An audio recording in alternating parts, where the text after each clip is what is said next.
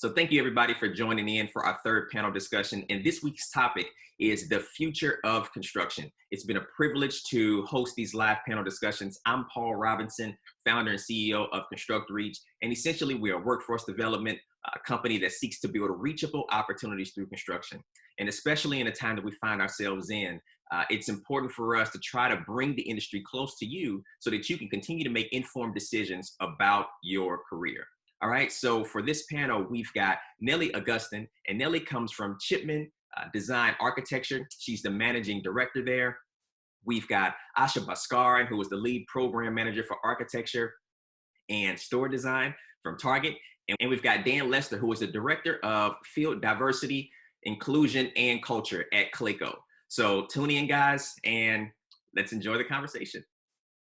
Everybody's experiencing it, and for those young people that are listening, we use programs like AutoCAD and Revit, super important, and will be through the life of your career. But we're leaning more on programs like Smartsheet and like Bluebeam that can bring organization together, that can collect information, that can communicate it efficiently. And the sort of silver lining to all of this working from home stuff too, I want to say, is all of like the paperless things that we're doing now. I mean, I can't say for how many years I've wanted to go paperless, and I said, okay, this year I'm doing it.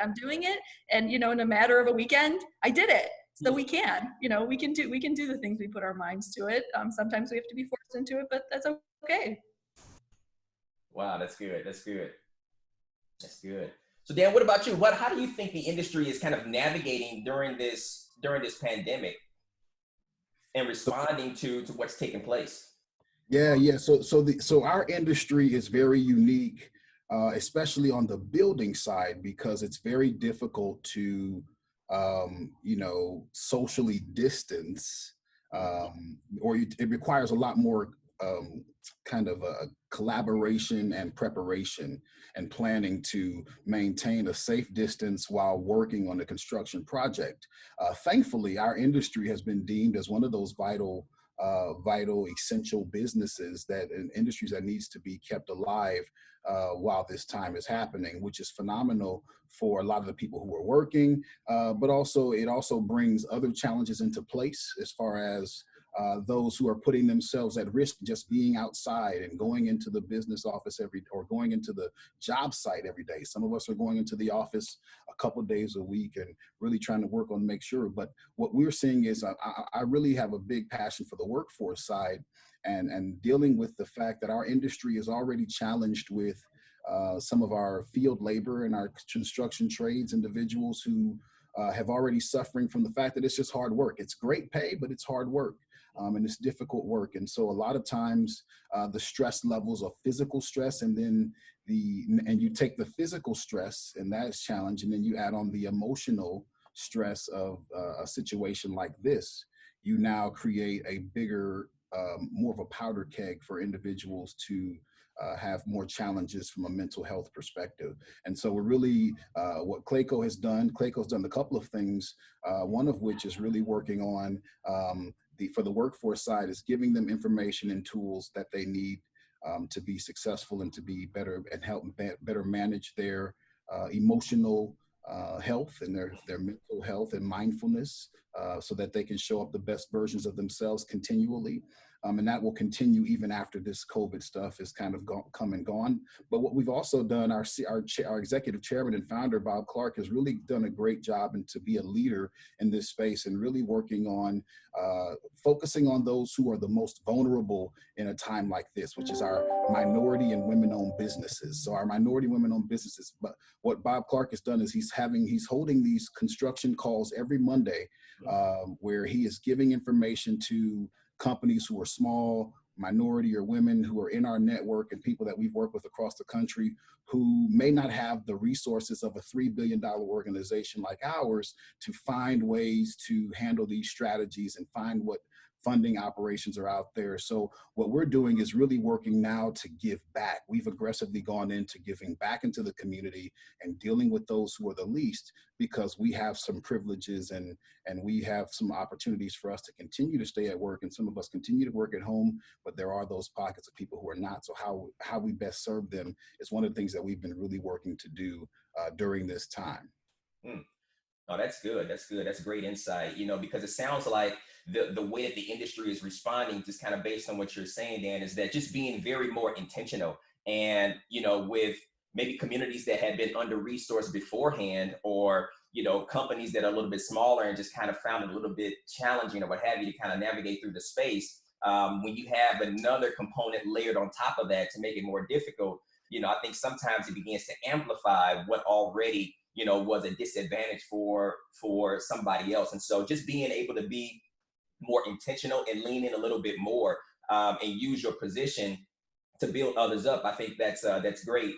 And you made the statement that you guys are doing some things now that you've had to do in response to COVID-19, but you're seeing the benefit of that, and you foresee you guys doing it even more. So whether it's being intentional just about the wellness of your workers, of your craftsmen, of your laborers, and maybe just all employers, which includes just the mental stability as well. And that's actually a topic for next week. And so, that's very good that you guys are leaning in a very intentional way, and already making the decision that, what, we've had to respond because of this pandemic to do things that we maybe hadn't done as much, but it's actually catapulted us in the right direction. And these are some things that we definitely want to remain in place. And I think that's very interesting, because when you talk about the other side you know, of this pandemic and kind of what construction will look like on the other side,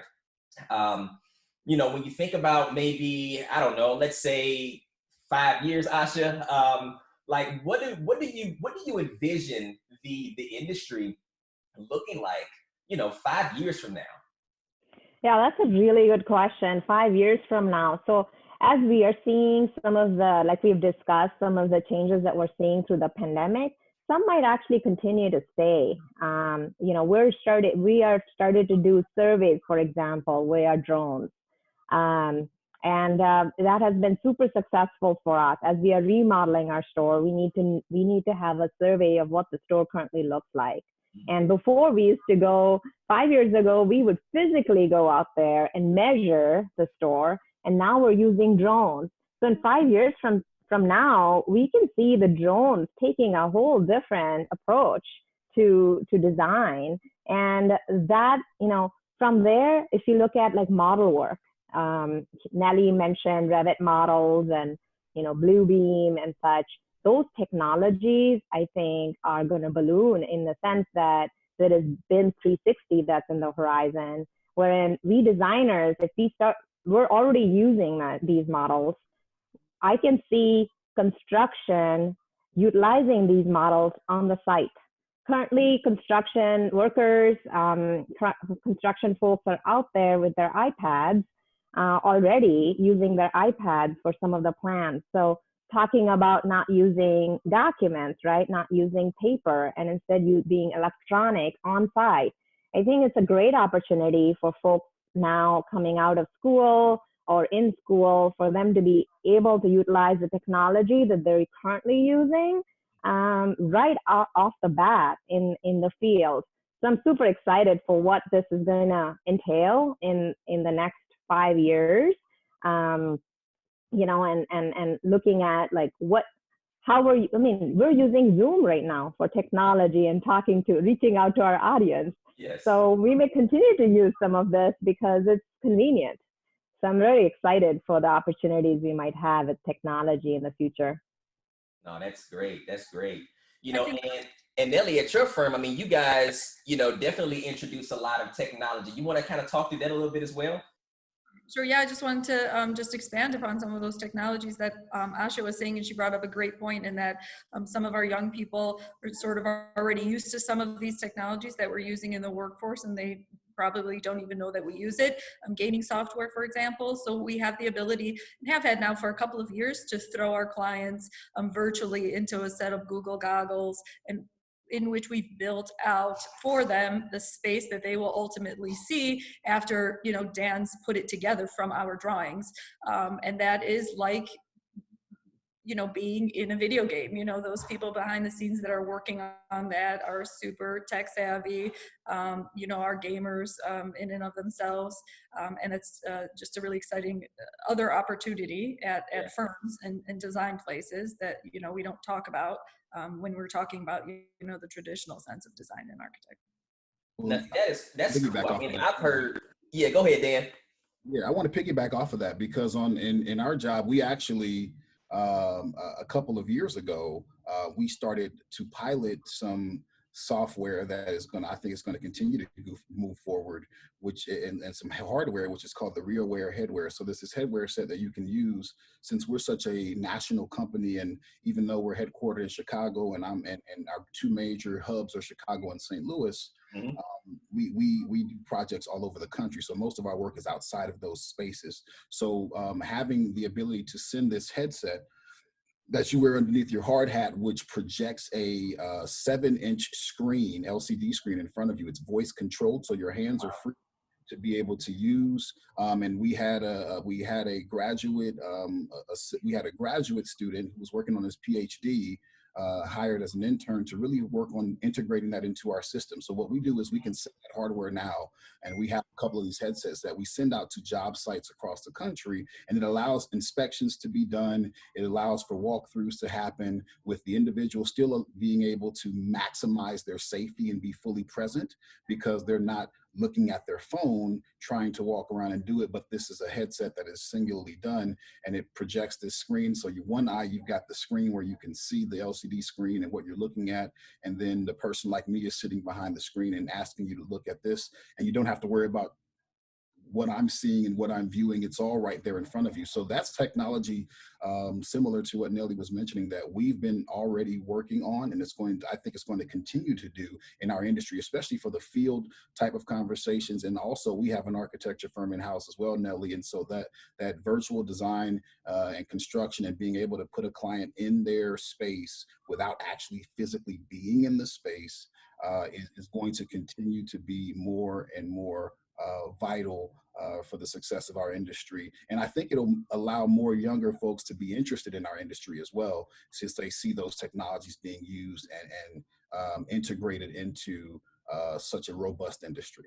Yeah, and that is exactly kind of what we're trying to do, because oftentimes from a younger perspective, or just from a mass general population perspective, a lot of times there's just a limited understanding of everything that this industry involves and it entails. And so, just listening to you guys' responses about technology and, what's already being used and what's going to actually come through more. I mean, I heard drones, I heard virtual reality, right? A transfer of skills when you're interested in gaming, and we know how huge gaming is now. I mean, they're packing stadiums, they're packing arenas, right? So when you think about that skill set and being able to have that implemented into the industry, and especially for a young person, because when you're a young person, I always look at things in terms of the S curve, right? So it's like, it kind of, when you're at the top of the S curve, when you are like a senior in high school, you're comfortable, like the environment. You've got your circle, what the environment of high school entails, but you're right at the bottom of the S curve again when you're transitioning into young adulthood, right? And so it's like, okay, well, now where do I fit in? Now how can I add value?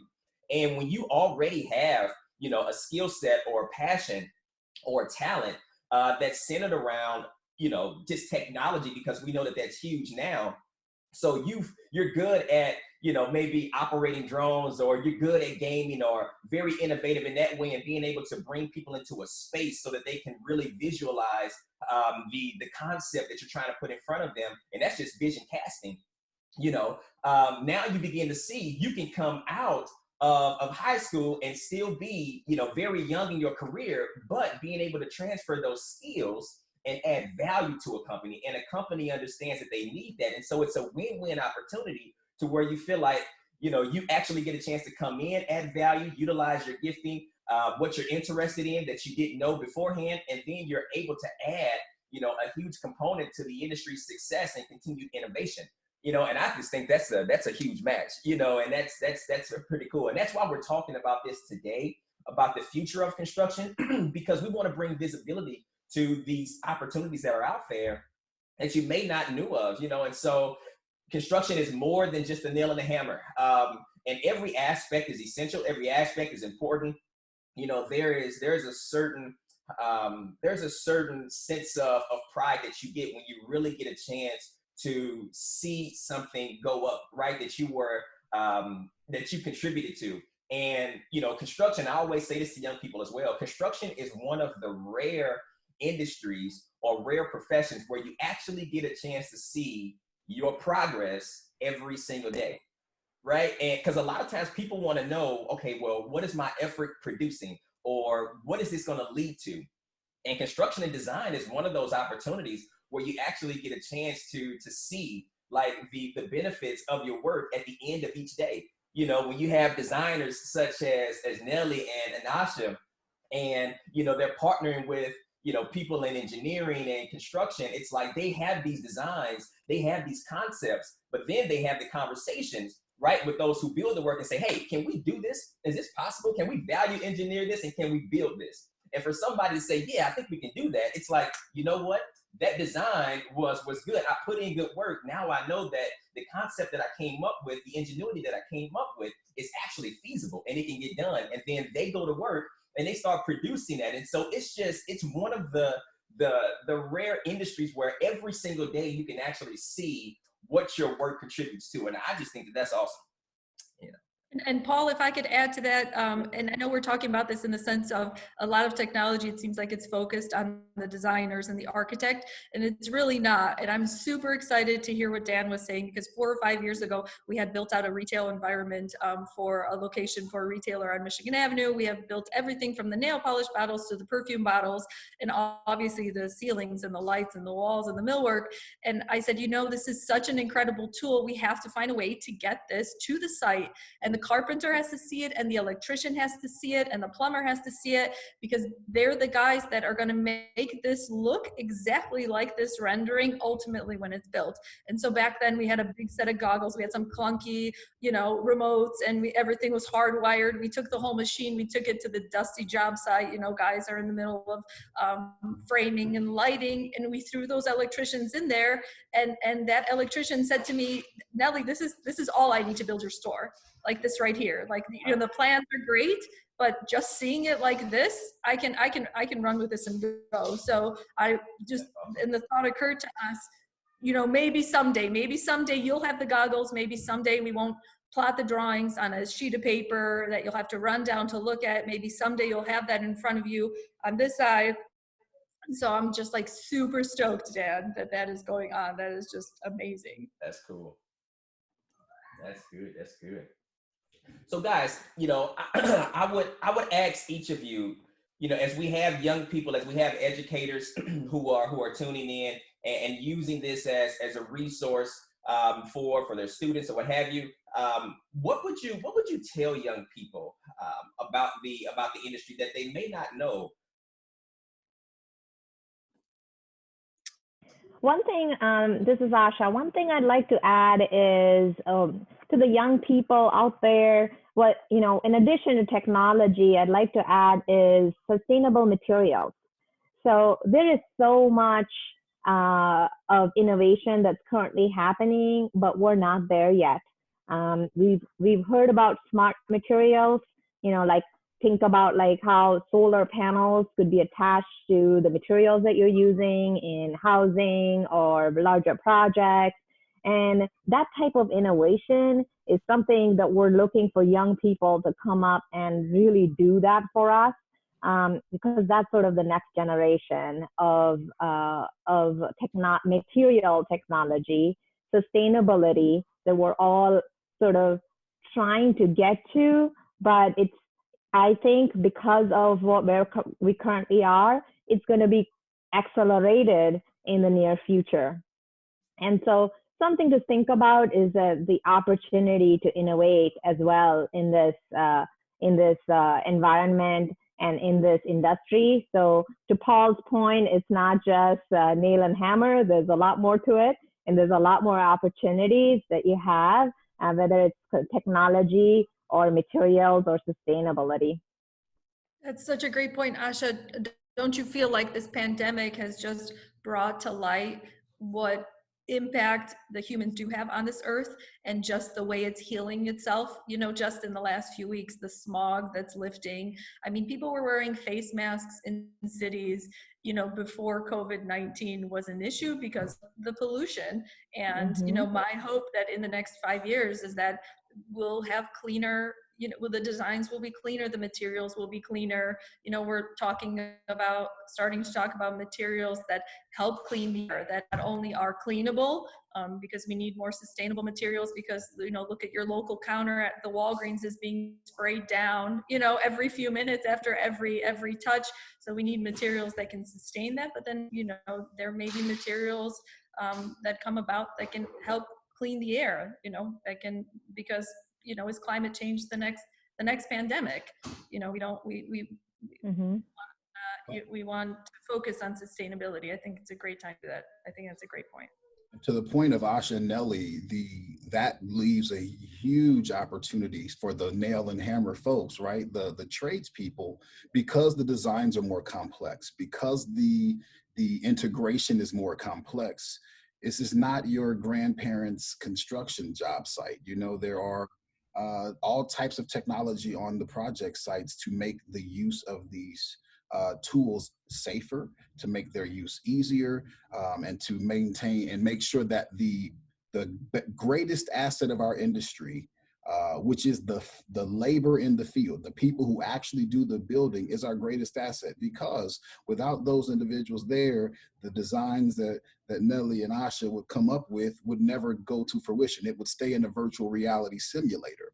But these individuals that are out on the trade sites, the field, the men and women and others who are out there working hard, learning these new skills, but because their new skills are there, because the designs are more complex, because there's more technology integrated into those designs, there still has to be innovation in every aspect. So if that means if the designs are innovative, that means that the delivery of those particular designs is going to be innovative, and the building of those designs is going to have to be innovative and maneuvered and adjusted to make sure that those things can be maintained. So there's a wonderful opportunity for innovation right now, because crisis creates opportunity. Necessity is the mother of invention. And so now we have to make an adjustment. We have to see that so many of our things that we've been doing, because they were profitable, we didn't shift and change them. Well, now we have a wonderful opportunity to make some adjustments while there is a little bit of a pause and slow moving adjustment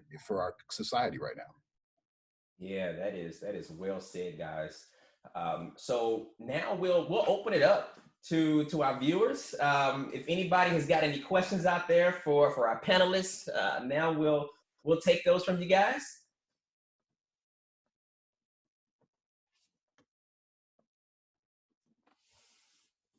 Let's see what we got out there.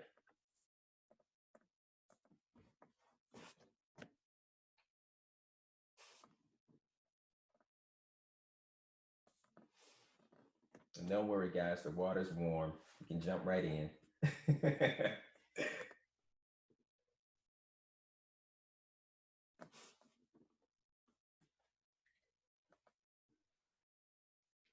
Hey, I've got one while we're waiting. I've got one. How could young people put themselves in position to still seek opportunities? Join Construct Reach. Hey, Nelly, say that again. I don't think they heard you. Say it one more time. Join Construct Reach. Join the network. No, that's actually true, right?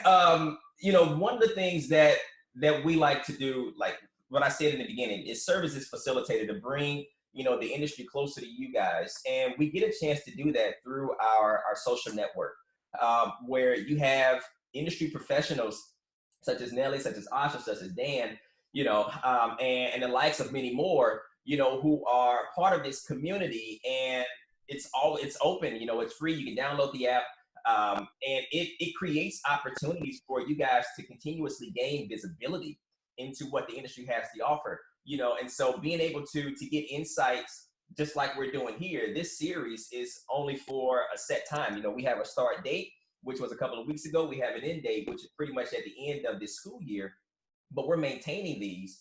But for conversations like this to continue, like that's what that social app allows us to do. That's what the social community allows for us to do. So yeah, definitely Construct Reach is an opportunity to gain insight, to build networking, to put yourself in position to find out what opportunities exist and where they are, different internship opportunities, because a lot of our general contractor partners and different firms, they upload opportunities there, and we partner with them and provide, you know, them with the resources to make sure that they're onboarding you guys in a way that sets you up for success, and then also positioning you guys to do what you need to do on your end to get those opportunities. So yeah, yep, definitely. Let's see, we do have some questions. We have a couple of questions. So to that point about Construct Reach, how does a young person get involved with Construct Reach while still in high school? Yeah, very, very good question. So the cool thing about Construct Reach is that it operates just like a social platform, right? So whether it's Instagram, whether it's Facebook, you can actually just download the app, or you can go to constructreach.com and you'll see join the social network everywhere, right? Because we're inviting you into this community where you get access to a ton of resources. And so whether it's downloading the app in the App Store, you can go and download it regardless of if you use an Apple or if you use an Android. It's still available in the App Store, or you can just go to constructreach.com and join the social network. Also, what qualities or skills make a good candidate for these opportunities in the industry? Ah, good question. I will jump in there, you know, and I helped our organization start our nonprofit called the Construction Career Development Initiative back in 2015. And one of the things that you're going to need are similar for whatever reason, whether it's college or the trade. Some people think that when you deal with the trades that your skills have to be lacking, and that's not the case. So you still need math and science. You're still going to have to know how to read and write effectively. You still have to be excellent at verbal communication. You've got to be able to articulate your conversations, your emotional intelligence. And I'm not sure if you all know what that means. Your ability to maintain your composure under pressure is going to be extremely vital in an industry like construction, because there's a lot of money getting thrown around. You know, our average project size for our company is over $120 million, but we are on projects that are $600 million and even bigger that have thousands of people on site. You put 1,000 people in an enclosed space. Now that's going to be different with social distancing, but there's going to be some adjustments that have to be made. There's going to be some conversations that get spirited when that much money is on the line. And so you have to be able to articulate yourself in a professional manner. You have to be able to handle those challenges, dig in, grind in, maintain your composure. You've got to be effective at your reading, your writing, your skill sets. All those things that they consider soft skills, we really consider them essential skills, because everybody keeps asking for soft skills. They wouldn't be soft. There's a hard skills, apparently, because you need to have them in order to get a job. If you can shake your hands, eye contact, all of these things that we view in professional spaces as kind of par for the course or standard operating procedures of how you become effective, those things will take you a lot further. Then you add your skills to them, they'll just take you over. They'll help you get indoors that might be closed because you already have the entire package together, and nobody has to kind of come in and fill in some of the areas where there was lack. I'd like to add to that, Dan. Those were really good call outs from a skill standpoint. So as we work at Target here, those skills that Dan was talking about, it for sure applies at the job site. The folks on the job site work with so many people collaboratively within Target. It's the subcontractors, it's the contractor, it's the Target PM, project manager from construction, then the Target store planning team, the Target architecture team, Target engineering team, Target project management team. So again, there's so much collaboration that happens on the job site And so one of the skills that Dan mentioned, I'd say is really, really key is being able to work with people, whether it's in your own industry or whether it's in the design industry, but being able to work with people effectively is key, in addition to some of the hard skills that you're looking at from a construction standpoint. All right. Let's see, another question coming in. Okay. So regarding technology specifically, how should a student be positioning themselves for internship opportunities, especially for those that are in college? Is there a certain background that you should have, certain classes you should be taking as it relates to the technology opportunities? That's a good question. Yeah, definitely we see a lot of candidates coming out of college who have not started yet on their CAD and Revit skills. So definitely to work in the field of architecture, we need to be able to draft, we need to be able to communicate our plans, and those are two big programs that we use on a daily basis, and they're not going away. And as a matter of fact, we're trending more towards the Revit end. Then there's, program knowledge, we're things like Microsoft Excel and Word. We're using things like Bluebeam and Smartsheet in their places now, because they're sort of those applications on steroids. Just to add to some of the skills that we look for is we're really, I think, like puzzle solving people. So if you just like the challenge of a puzzle, this is the industry that you want to go in, because that's our main focus. Is if there's a problem, we're looking for a solution. And Nellie, where can one find those internship opportunities that have technology aspects, or anyone else on the panel can maybe answer to that? What should they be looking for as far as internship opportunities? In terms of where to find them, I'd say just start reaching out. Reach out to your local firms. If you think you want to stay in the Chicagoland area, find the firms in the Chicagoland area, go on their website, find ones that are interested, and reach out.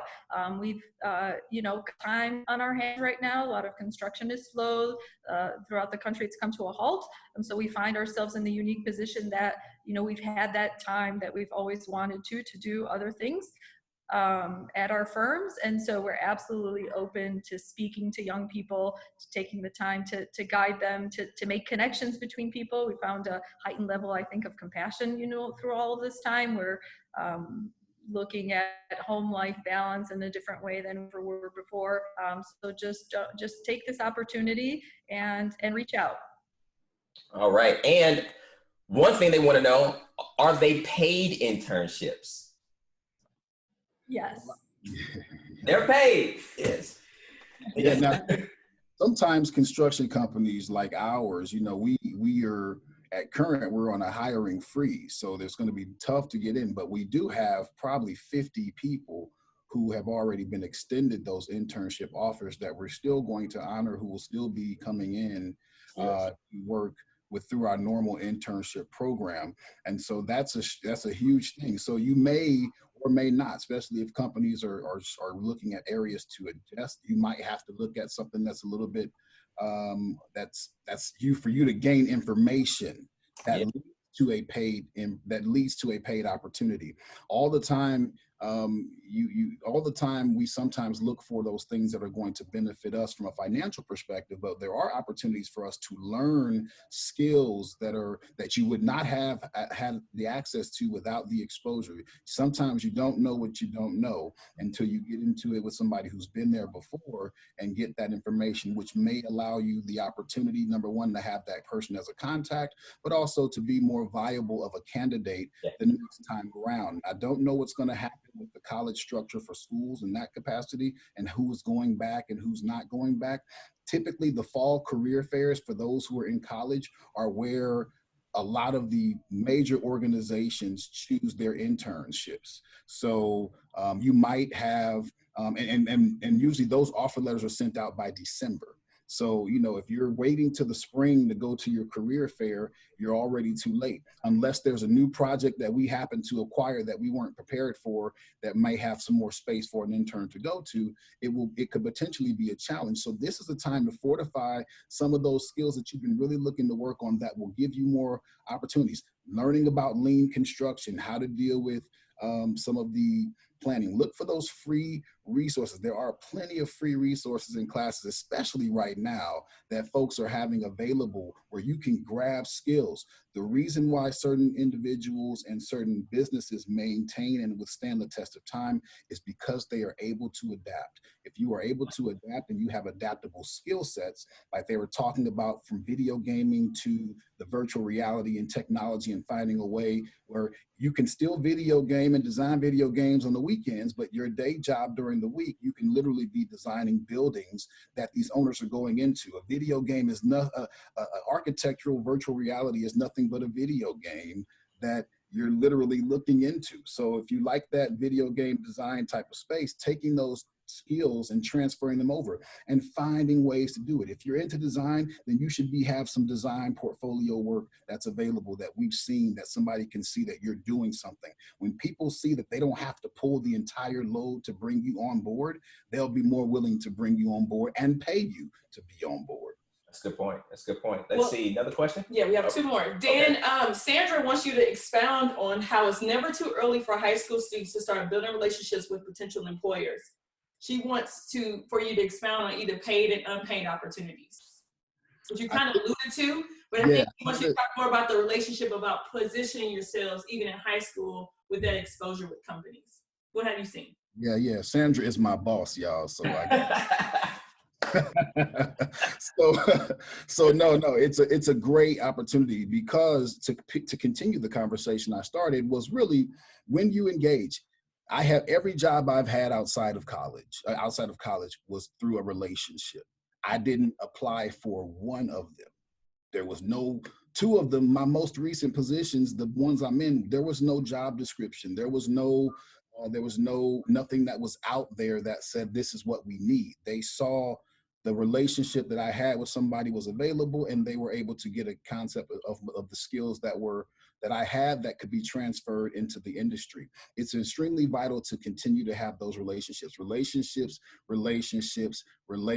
People do business, we say it all the time, with those who they know, who they like, and who they trust. If I don't know you, I can't like you. And if I don't like you, I certainly can't trust you. And I'm not going to give you I'm not going to put you in a $100,000 piece of equipment that I don't trust that you can know how to work on. Or I'm not going to put you over $100 million project I'm not going to trust that you can work on. But more importantly, as you build those relationships with individuals, LinkedIn is a great place for you to, number one, get a profile, especially those who are younger. Get a profile now, fill it out, start looking at things that you're interested in, start liking those things, sharing those things, reaching out and connecting in that LinkedIn space, and even using Construct Reach as the same type of capacity to connect to other people in that space who can give you access to things that you wouldn't have access to before. So maybe you don't get paid for it, but you get access to go on a commercial job site, which those are closed to anybody else. And I know when we take students from our program on a job site, most of them have never been on that. They're looking at the construction of homes and the carpenters that they see building up houses and putting in windows and things, and that's great. But what the difference is for somebody who's hanging from 100 feet in the air, suspended at 100 feet in the air, and the protection that goes into it, and then all of the phenomenal benefits that those individuals have, but learning and seeing how all of these different trades at one given time are operating at the same time. There's nothing like seeing something for yourself in person. Relationships are the most vital thing that you will ever have in your career, in my personal opinion.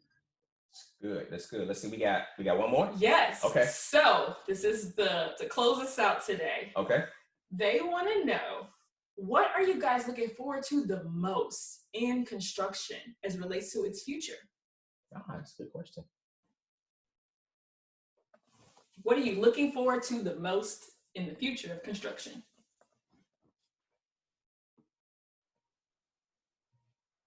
Not all at once. That's an excellent question. That is. That's a very good question. Yeah. I'd like the contact information for the person that asked that question, because as soon as the projects start ramping up, we would like to get an interview with that person. I think I'm just excited to see the pivot in design for especially things like parking lots, you know, hopefully we need less of them. Hopefully those can be transformed into green spaces as we focus more on buying online, picking up in stores, as we focus more online on curbside pickup. You know, what else can we do with those seas of parking lots that would be, you know, more exciting and more beneficial to, you know, to every from the earth to just our, you know, general sense of well-being. Very good, very good. I can add to that too, as working with Target, you know, future of construction. I think what I am looking for is really the design and construction to really follow consumer behavior. So to what Nelly just mentioned, you know, at Target, we are starting to see our online sales go skyrocket, really.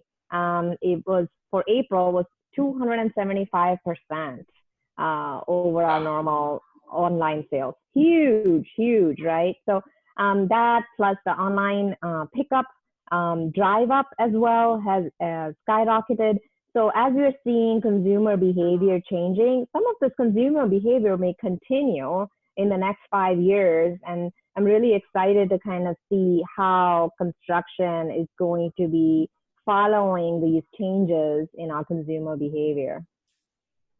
Wow, that is great, guys. And I will kind of wrap it up from the panelist perspective to say I'm excited about the opportunities here to grow and develop, the opportunities for, like I said, those marginalized groups, the minorities and women, to be able to participate in the industry as these things turn over and change. So the diversity and inclusion aspect, I'm super excited about that because it was already surging forward. And I think this opportunity is going to only continue.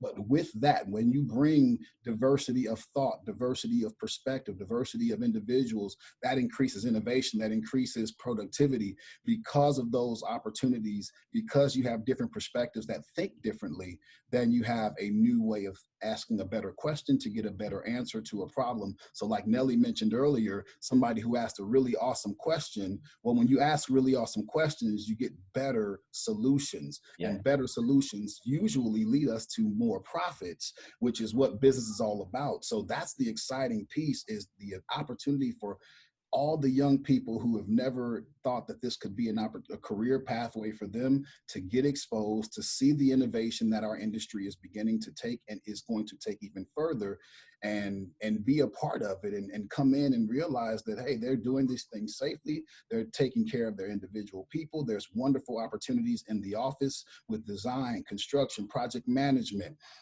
you know, so many other types of places, but all the support staff that work in our industries as well.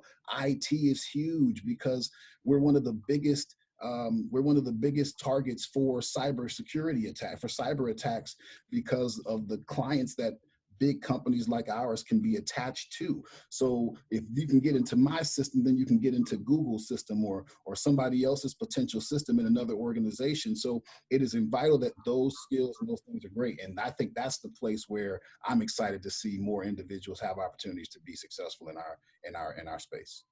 Yeah, no, that's good. That's good. Well said. Well, thank you guys for joining us today. You know, hopefully that was time invested for you guys. I know I sure enjoyed the conversation and discussion that we were able to have today, talking about the future of construction. So thank you once again to Nelly, to Dan, to Asha. You know, by the end of the segment, you on first name basis, right? So we thank them for joining us today, from their companies and from the different cities that they're in. And so, you know, we'll be back next week, same time, at 11 a.m. Central Standard Time. We'll talk through some things regarding, we kind of had a little bit of alluding to that earlier, about just mental health, and especially being able to talk about it in this particular state and time, and how companies are leaning in a little bit more just to their overall well-being of their employees. And so we'll talk through that next week, and then we'll wrap up the end of this series with talking about virtual interviews and resume tips, and so how to further position yourself, as we kind of alluded to today as well. So we've got 2 more weeks of very good information for you guys, and so look forward to joining you. Stay tuned for next week. Take care. Thanks, guys. Thank you, guys. Thank you.